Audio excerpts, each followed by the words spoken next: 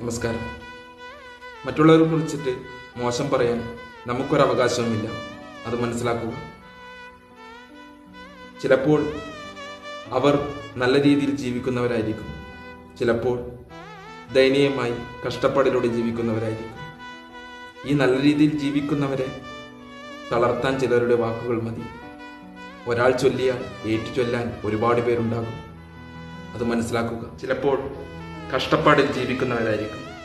അവരെ വീണ്ടും ദുരിതത്തിലാക്കുന്ന, വേദനിപ്പിക്കുന്ന ചിലരുടെ വാക്കുകൾ അതെത്രമാത്രം വേദന ഉണ്ടാക്കുമെന്ന് മറ്റുള്ളവർക്കറിയില്ല. ശ്രദ്ധിക്കുക. ഒരാളെ കണ്ട് മറ്റുള്ളവർ അനുകരിച്ചാൽ ഇല്ലാത്തവൻ ദരിദ്രനാകും. അതാണ് അവസ്ഥ. അവർക്കുണ്ട്, നമ്മൾക്കുണ്ടാവില്ല. അത് മനസ്സിലാക്കുക, തിരിച്ചറിയുക. പറയുന്നവരുടെ